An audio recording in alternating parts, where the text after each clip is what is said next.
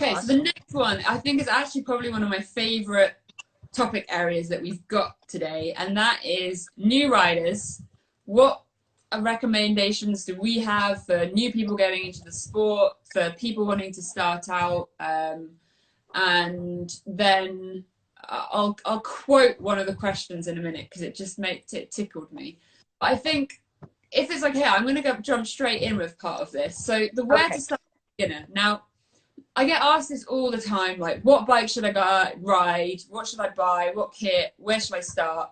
And I actually think that it is quite an investment getting into enduro riding. Basically, I hear it all so often that people go out and they buy the bike, they buy all the kit, and they're like, yeah, I'm going to start doing enduro, and they do it once, and they realize it's not for them, and then their bike sits in the garage for 5 months a year, and it was probably a huge waste of money. So I think one of my recommendations here, if it's possible, it does cost a little bit of money, but a lot less than buying all the kit, is to find somewhere where you can go and hire a bike, borrow all the kit, and have a play for the day. A lot of the places like this, I know that in the UK and Europe, there's loads of them. So Megs, you might need to jump in for like the other side of the pond. But you can then have a go on a different selection of bikes, have someone that knows what they're doing there with you, which is always helpful, borrow all the kit, and you haven't got that massive straight up investment before you even know if it's actually something that you're going to fall in love with, because it's not for everyone. If it was for everyone, we'd all be rapping all the time. So that's probably my first tip. If you can, do it. You don't have the maintenance of the bike then, you can get out and have a play. So that's kind of like the first thing I came to mind on that one. Okay. Yeah, makes sense. Yeah. We do have places like that out here too. I don't think there are as many. It's kind of hard to find places that rent bikes. But we do have them. We have a local spot here, a local track that does it.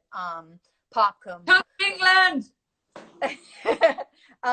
But if you can't go out and rent a bike, you can always, if you have friends that ride, try their bikes and stuff like that, right? If It you're looks like they've just commented of some places as well, so we'll have to have a look and see where people are suggesting. I've just seen a few comments pop up on places where you can rent bikes, so that's pretty cool. nice, awesome. Thanks, guys. So yeah, and if you're like me, when I first started, I didn't know anyone who rode. And I didn't do any research or anything, and I powered through it. But now going back, I would have definitely done some more research. So there's so much information online.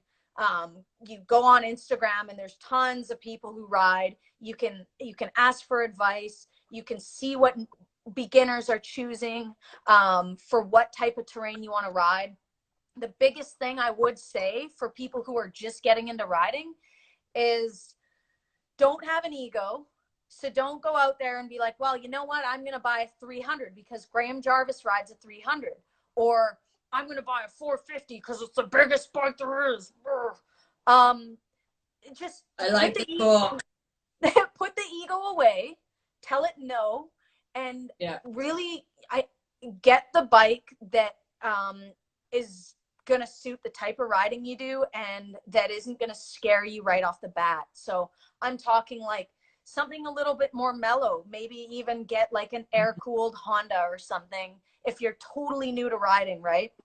Because if you get a bike that's just too much to handle and too intimidating to ride, it may turn you off of riding altogether, even though you could have potentially loved it. So it can make the learning curve so much harder as well, because the bike's not designed for a newbie to ride. So it can make everything harder because you're basically riding a little bit.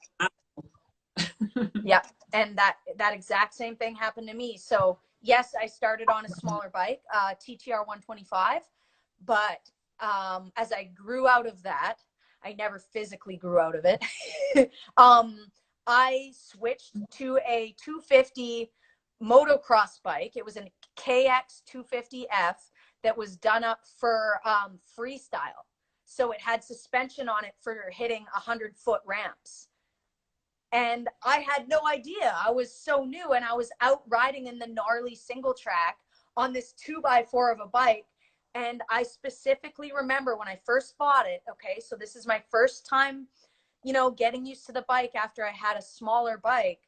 um I would rev it, like I'd start it and then I'd rev it and I'd be shaking from the fear and the adrenaline of the power of a 250F. And I mean, that seems silly looking back, but it's not silly at all. If you're new to it, it's a lot of power. So I want to say that may have actually held me back a little bit, it, like looking back, but I've still become a great rider, and anyone can. You don't need the perfect bike, but it's just ideal to start on something that will help you learn and help you gain skills quickly.